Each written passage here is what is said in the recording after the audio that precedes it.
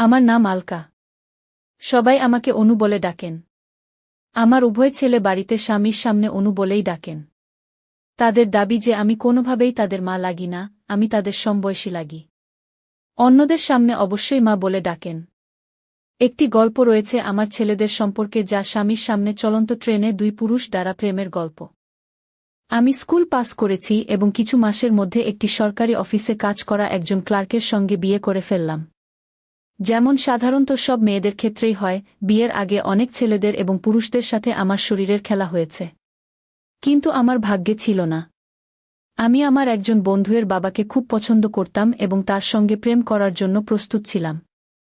একবার তাকে পুরো সুযোগ পেলাম, আমরা প্রায় 2 ঘন্টা একা একসাথে ছিলাম। কিন্তু তার সাহস হল না যে আমাকে প্রেম করতে পারে। আমার স্বামীর ভাগ্য কি নয়! প্রথম রাতেই 3 বার প্রেম করলাম। সত্যি বলছি, আমার স্বামী খুব আনন্দ দিয়েছিল। আমি আমার সব পুরানো প্রেমিককে ভুলে গেছি। বিয়ের 6 বছরের মধ্যে আমি গুপ্তাজির 2 ছেলেকে জন্ম দিলাম। দ্বিতীয় ছেলের জন্মের 1 বছরের মধ্যে আমার স্বামী বড় বাবু হয়ে গেলেন। কিন্তু একই সময়ে স্থানান্তরও হল। একটি ছোট শহর থেকে আমরা লখনউ এসে গেলাম। আমি এবং আমার স্বামী উভয়ের জন্যই লখনউ একটি খুব বড় শহর ছিল। নতুন মানুষ, নতুন জায়গা। সেখানে একজন ব্যক্তি আমাদের অনেক সাহায্য করেছিল।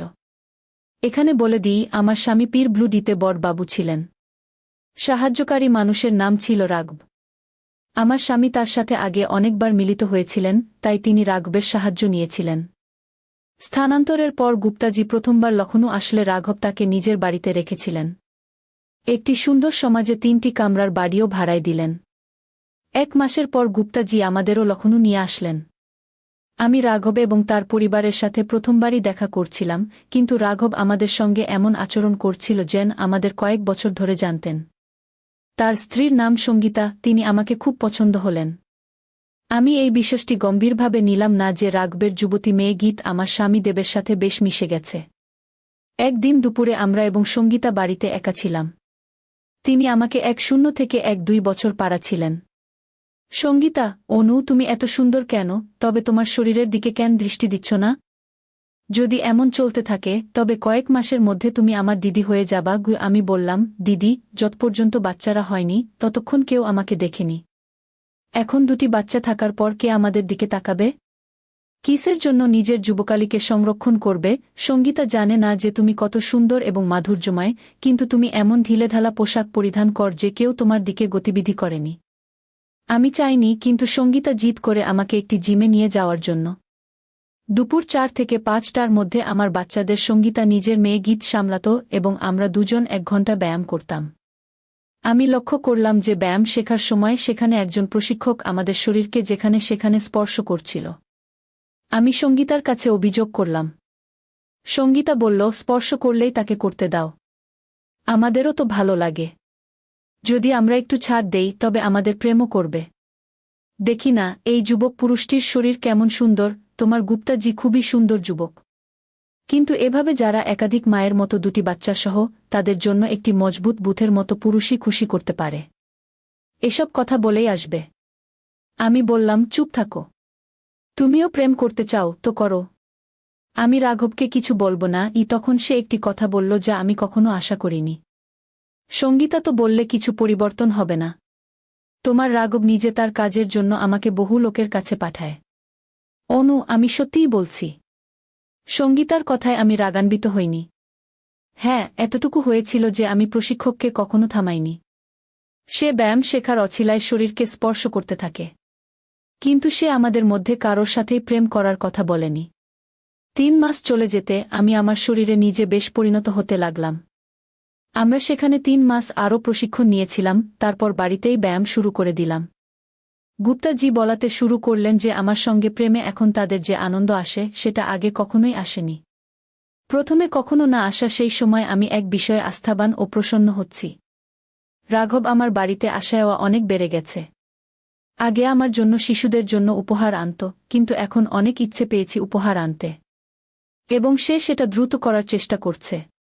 কিন্তু সে একবারও আমার প্রতি প্রেমের অভিব্যক্তি প্রকাশ করেনি, না সে কখনো আমাকে স্পর্শ করার চেষ্টা করেছে। হোলি উৎসবে শুধু কালো রং লাগানোর সময় আমি দেখেছিলাম গীতা গুপ্তাজির প্রতি অনেক ভালোবাসা দিয়ে রং লাগাচ্ছে। আমি কিছুটা পৃথক হয়ে গিয়েছিলাম। আমি গুপ্তাজি অথবা গীতা অথবা সঙ্গীতার সঙ্গে এই বিষয়ে কিছুই বলিনি। আমার মনে হয়েছিল গুপ্তাজি এবং গীতা সম্ভবত প্রেমে পড়ে গেছেন। রাতে আমি গুপ্তাজির সঙ্গে কিছুই বলিনি, কিন্তু যখন সে আমাকে প্রেম করছিল তখন আমি স্থির করেছিলাম যে প্রথম সুযোগ পেলেই রাঘব অথবা অন্য কাউকের সঙ্গে প্রেম করব। আমাকে দ্বিতীয় পুরুষের প্রয়োজন অনুভব হতে শুরু করেছিল। তখন পর্যন্ত আমার এবং সঙ্গীতার বন্ধুত্ব 2 বছর চলে গিয়েছিল। সঙ্গীতা কখনো আমাকে তার জিমের ট্রেনার অথবা অন্য কারো সঙ্গে প্রেম করার কথা বলেনি, কিন্তু সে প্রায়ই অন্যের সঙ্গে প্রেমের কাহিনী শুনতে বেশ উপভোগ করত। সঙ্গীতার মতে সে বিয়ের আগে 2 জনের সঙ্গে এবং পরে আরও 2 জন পুরুষের সঙ্গে প্রেম করেছে এবং তার স্বামী রাঘব সব কিছু জানত। হোলির 2 মাস পর একটি অন্ধকার দিন গুপ্তাজি বললেন যে তার ছুটি মঞ্জুর হয়েছে। তিনি বললেন যে আগামী সপ্তাহে আমরা প্রথমে গুয়াহাটি যাব এবং পরে দার্জিলিং। 2 দিন পর কিভাবে তিনি আমার সঙ্গে শ্বশুরাল যান তার কোনো খবরই আমাকে দেয়নি। রাতে আমি জিজ্ঞেস করলাম, গুপ্তাজি, এই সফরে কি শুধু আমরা দুজনই যাব? শিশুদের বাবার সঙ্গে থাকছে। আমি খুব জোরই শিশুদের সঙ্গে নিয়ে যাওয়ার বিষয়ে। কিন্তু গুপ্তাজি তার জিদে অন রইলেন। পরবর্তী শনিবার সকালে আমরা নতুন দিল্লি পৌঁছলাম এবং দুপুর 2:00টায় একটি ট্রেনের কামরায় ঢুকলাম। গ্রীষ্মের মাস ছিল, কিন্তু কামরায় ঢুকতেই আমার পুরো দেহ প্রায় গরম হয়ে গেল। আমি আগে বহুবার ট্রেনে বসেছি, কিন্তু সেদিন যে কামরায় ছিলাম সেখানে আগে কখনো বসিনি। আমার আসনে বসে সামনে একটি আসন খালি ছিল। গুপ্তাজি বললেন, আমরা রাজধানী এক্সপ্রেসে বসেছি। তিনি আরও বললেন, এটি সবচেয়ে দামি ট্রেন। আমি বললাম, আমি এত খরচ করার প্রয়োজন কি? গুপ্তা, যেখানে অন্য ট্রেন 4:00 থেকে 4:02 ঘন্টা সময় নেবে, এই ট্রেন আমাদের 2:06 ঘন্টায় পৌঁছে দেবে। সত্যি বলছি, এটি সত্যিই ভাল লাগবে। আমি তখনই ভালো লাগবে যখন আমি বেঁচে থাকব। এই ঠান্ডায় আমি তো মারা যাব। আমি বলা শুরু করছিলাম যখন পর্দা সরিয়ে 2 জন যুবক ভেতরে ঢুকল। একজন উপরের বেড থেকে একটি কম্বল কেটে নিয়ে আমার উপর ঢেকেছিল। সে বলল, ম্যাডাম, ভয় পাবেন না। আমরা আপনাকে কোনো ক্ষতি করতে আসিনি। এটি আপনার জন্য, কম্বল জড়িয়ে নিন। অল্প সময়ের মধ্যেই আপনি গরম হয়ে যাবেন। 2 যুবক সামনে বসা বিছানায় বসে গেল এবং ট্রেন চলতে শুরু করল। গুপ্তাজি, আপনি 2 জন আরও কিছু সময়ে আসলে আপনার ট্রেন চলে যেত। এক যুবক বলল, আমাদের ভাগ্য এত খারাপ নয় যে আপনি 2 জনের মতো সুন্দর জুটির সঙ্গে সময় কাটানোর সুযোগ ছেড়ে দেব। আমরা গুয়াহাটি যাচ্ছি। আপনি 2 জন? গুপ্তাজি, আমরা ও গুয়াহাটি যাচ্ছি। দ্বিতীয় যুবক বলল, এটা ভালো, এই যাত্রা মজাদার হবে। গুপ্তাজি লক্ষ্য করলেন, কিন্তু না জানার কারণে আমি স্পষ্ট দেখতে পাচ্ছিলাম যে দ্বিতীয় যুবক আমাকে লক্ষ্য করে সংকেত দিয়েছিল। আমি মনে মনে বলেছিলাম, যদি তোমাদের মধ্যে সাহস থাকে, তবে আমি আমার স্বামীর সামনে তোমাদের সঙ্গে চলন্ত ট্রেনে প্রেম করতে প্রস্তুত আছি। আমি লক্ষ্য করলাম, একজন 2.5 থেকে 2.6 বছরের এবং অন্যজন 2.8 থেকে 3.0 বছরের ছিল। 2 জনের শরীর আকর্ষণীয় ছিল, কিন্তু তাদের মধ্যে কেউ গুপ্তাজির মতো সুন্দর ছিল না এবং না রাঘবের মতো ভালো, কিন্তু সোনালী ছিল।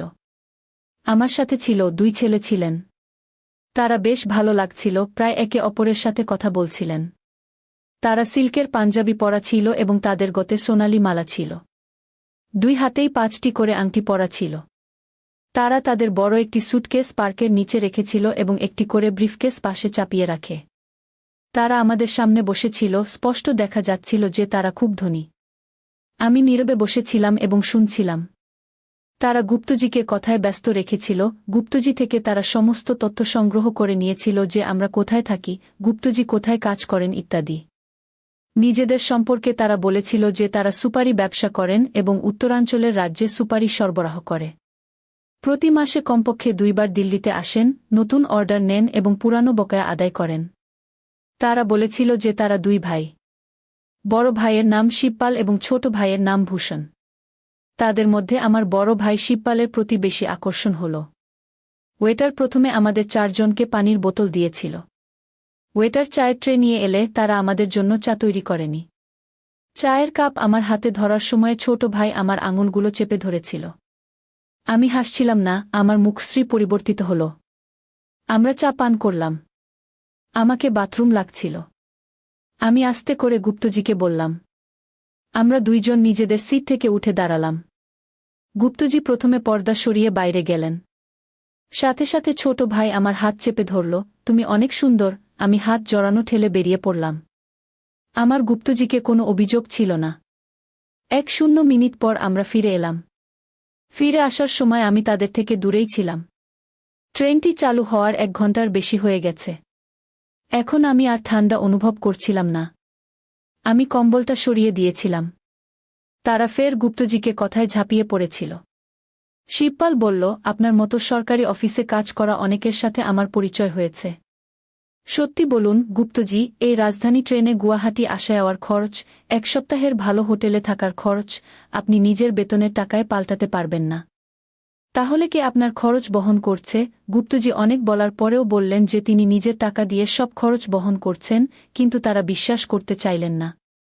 ভূষণ বলল, ঠিক আছে, আপনি বলতে চাইলে বলবেন না, কিন্তু আমরা নিশ্চিত বলতে পারি যে আপনার ছুটির পুরো খরচের দায়িত্ব নিশ্চয়ই কোনো ঠিকাদারি নিচ্ছে। কিন্তু আপনি কি কখনো ভেবে দেখেছেন সেই মানুষটি আপনার উপর কমপক্ষে 2,000 টাকার খরচ কেন করছে? জানা ট্রেনের টিকেটের টাকা বা হোটেলের খরচের ব্যবস্থা গুপ্তজি নিজেই করেছেন কিনা, অথবা রাঘব অথবা অন্য কোনো ঠিকাদার? গুপ্তজি সোজা জবাব দেননি। কথা ফের ধনবৃত্তি উপার্জনের পদ্ধতিতে ফিরে আসে। গুপ্তজি, আমরাও অনেক পড়াশোনা করি, কঠোর পরিশ্রম করি, কিন্তু কিছু লোক বাদ দিলে বাকি সবাই গরিবই থাকে কি? শিবপাল বলল, পড়াশোনা করা গুরুত্বপূর্ণ, কিন্তু সফল হতে হলে আরও কিছু প্রয়োজন কি? শিবপাল আমার দিকে তাকিয়ে বলল। আমি নীরব থাকতে চাইছিলাম না। পড়াশোনা ও পরিশ্রম ছাড়া আর কি দরকার? শিবপাল বলল, ভালো ভাগ্য, এবং তার চাইতেও গুরুত্বপূর্ণ হল সঠিক সময়ে সুযোগের পূর্ণ উপকার পাওয়া গিয়ে।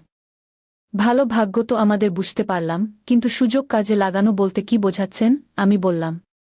2 ভাই একে অপরের দিকে তাকালেন। ভূষণ বলল, ম্যাডাম, আপনি নিশ্চয়ই সবসময় শাড়ি পরিধান করেন। আপনি জানেন যে সারাদিনে সেকেন্ডে একবার আপনার আঁচল আপনার কাঁধ এবং বুক থেকে সরে যায়। আমরা আপনাকে 500 দেব, তবুও আপনি সুযোগ কাজে লাগাচ্ছেন না। আমাদের বাড়ির কোনো মহিলা হলে, গুপ্তজি একবার বললে, আঁচল পরে গিয়ে 500 নিয়ে নিত। কথা সত্যি ছিল। আঁচল এমনই বারবার উপর থেকে হরহর করে পড়ে কি? শিবপাল বলল, চলেন আমরা আপনাকে আরেকটি সুযোগ দিই। 500 নয়, 1000 দেবগু। আঁচলকে নিচে ফেলতে দিন ঘে। 1000 ছোট পরিমাণ নয়, শিশুদের পুরো মাসের দুধের খরচের চেয়ে বেশি। আমি গুপ্তজিকে চোখের ইশারায় জিজ্ঞেস করলাম। তিনি না বললেন না, না অতিক্রম করলেন। আমি আঁচলে হাত লাগালাম না, দেহটাকে একটু নড়ে উঠালাম এবং আঁচল নিচে পড়ল। 2 ভাই আমাকে দেখছিল। আমি তাদের সামনে প্রথমবার হাসলাম। আমি মনে করি এই প্রথমবারেই আপনাদের দেখছি। ভূষণ বলল, এটা সত্য নয় গি? ঘরে স্ত্রী, বোন, ভাইপো এবং মন আছে। বাইরে থাকলে অনেক দিন এমন হয় না যখন আমাদের সাথে মহিলা না থাকে গু। গত পুরো রাত একু। আরও তো আমরা 2 জন ভাইদের সঙ্গে ছিলাম স্টেশনের জন্য বেরোনোর আগে, এমনকি 2 জনের মধ্যে একজন কলেজের ছাত্রীকেও আমরা ভালোবাসা জানিয়েছিলাম। আমি আগে থেকেই সিদ্ধান্ত নিয়ে রেখেছিলাম যে গুপ্তাজি আমাকে ছেড়ে দেন তো দেন, কিন্তু এই 2 জন যদি হিম্মত করে তাহলে আমি চলন্ত ট্রেনের স্বামীর সামনে ভালোবাসা জানিয়ে দেব। শিবপাল আমার হাতে 1000 টাকা রাখল। তারা 2 জন আমাদের সঙ্গে খেলতে শুরু করল। আমিও এই খেলায় মজা পেতে শুরু করেছিলাম। আমার কথা শুনে ভূষণ আমাকে দেখিয়ে তার ব্রিফকেস খুলল। ব্রিফকেসে নোটের বান্ডেল ছিলই, তাতে কিছু জাগাজিনের মতো বইও ছিল। সে একটি বই বের করে গুপ্তাজিকে দিল। শিবপাল, তোমাদের 2 জনকে একটি রাজের কথা বলি, আপনারা কেউ কাউকে বললে তাড়াতাড়ি কেউ বিশ্বাস করবে না। আমি কোনো রাজ্যের কথা বুঝতে পারছি না। ভাইয়ের বিয়ে আমাদের 5 বছর আগে হলো। যেমন আনুজি আপনাদের দেখে আমরা 2 জনই পাগল হয়ে যাচ্ছি, তেমন করে আমি ভাবিকে দেখে পাগল হয়ে গিয়েছিলাম। পিয়ার বিয়ের 3 বছর আগে থেকে আমরা 2 জনেই মিলে কোনো কাউকে ভালোবাসি। ভূষণকে যে মেয়েটি ভালোবাসা হয়েছে তা একটাই ছিল, কিন্তু সে আমাদের 2 জনকেই খুশি করত। আমাদের মা এবং অন্য মহিলারা অনেক প্রতারণা করেছে, কিন্তু আমরা বলে দিয়েছিলাম যে আমরা আমাদের গৃহবধূকে একসাথে ভালোবাসব। আমরা 2 জন তার কথা শুনছিলাম, কিন্তু মনে হচ্ছিল যে তারা যা বলছে সব মিথ্যা বলছে। শিবপাল, গুপ্তজি, আনু, আপনাদের মুখ দেখে মনে হচ্ছে আপনাদের আমাদের কথা বিশ্বাস হচ্ছে না। হাত কঙ্গনকে আরসি কি? চলুন, আপনাদের জন্য হাতি নিয়ে এসেছি। আপনাদের যতদিন থাকতে ইচ্ছা আমাদের সাথে থাকুন। শিবপাল, শুধু আমাদের গৃহবধূই নয়, অন্যদের সাথে থাকবে। 3টি মহিলা এবং আমরা 3 জন পুরুষ। আমি আপনাদের 2 জনকে পাগল দেখছি। বেটার ভিতরে এসে খালি সুপের কাটোরা নিয়ে গেল, কিন্তু কিছু সময় পরে খাবার নিয়ে এল। 1 ভাই বেটারকে 200 দিল এবং বেটার আমাদের সবকিছু খাওয়াতে চেয়েছিল। খাওয়ার পরে আমরা আইসক্রিমও খেলাম। আইসক্রিম খাওয়ার পরে আমি কম্বলটা সরিয়ে রেখে দাঁড়িয়ে একা বাইরে বাথরুমে গিয়ে ফিরলাম। শিবপাল আমাদের রাতে বিঘ্ন করতে দেবে না। আমি গুপ্তজির দিকে তাকালাম।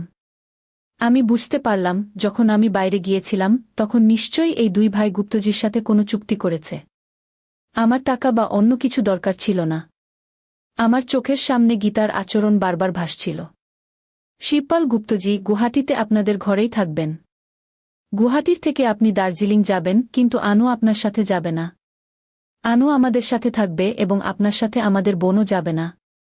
সে আপনার গৃহবধূর মতো থাকবে। ফিরে আসার সময় আনুকে নিয়ে যাবেন। শিবপালের বাড়িতে থাকার কোনো সমস্যা নেই। তিনজন দেখলেন যে আমার শরীরে সাদা ঘন রসের স্তর আছে। তারা তিনজন দেখতে থাকল এবং আমি সবরা ভিতরে নিয়ে নিলাম। আমি হাসলাম। শেষে তিনজন সকাল ৫:০০টার পর ঘুমালো, কিন্তু আমি ঘুমাতে পারলাম না। আমি ভাবতে থাকলাম, আমি এত বেসন কিভাবে হয়ে গেলাম। অনেক চিন্তা করার পরে ওই ফলাফলেই পৌঁছালাম যে গীতা এবং গুপ্তজির ভালোবাসা তো একটি। আমি নিজেই অনেক বেতাব। ম্যাডাম, চা নেবেন না কফি? হঠাৎ আওয়াজ শুনে আমি দেখলাম রাতের সেই আগন্তুক আবার ও থার্মস নিয়ে দাঁড়িয়েছিল। আমি পাশে দেখলাম শিবপাল এক কম্বল ওড়ানো অবস্থায় ঘুমাচ্ছিল। আমি নিজেও কম্বল দিয়ে ঢেকে রাখছিলাম। আমি কম্বলটা ঝাঁকে ফেললাম। গুয়াহাটি পৌঁছানোর পর শিবপাল আমাকে এবং গুপ্তজিকে তার নিজের বাড়িতে রেখেছিল। গুপ্তজি শিবপালের বোনকে তার গৃহবধূ মনে করে ৯ দিন ধরে ভালোবাসা দেখিয়েছিল। রাতে আমাকে ভালোবাসার সময় শিবপাল এবং ভূষণ জিজ্ঞেস করেছে কেন সে সমস্ত টাকা ফেরত দিয়েছে। আমি বললাম, আমি শুধুমাত্র একজন ভালো মানুষ চাই, অর্থ বা দৌলত নয়। ১-০ দিন পরে বাড়ি ফিরলে আমি বললাম, গুপ্তজি, আমি আপনার গৃহবধূ, আমি কোনো বাজারের পণ্য নই। তাদের যে কোনো টাকা ছিল আমি সেগুলো তাদের ফিরিয়ে দিয়েছি।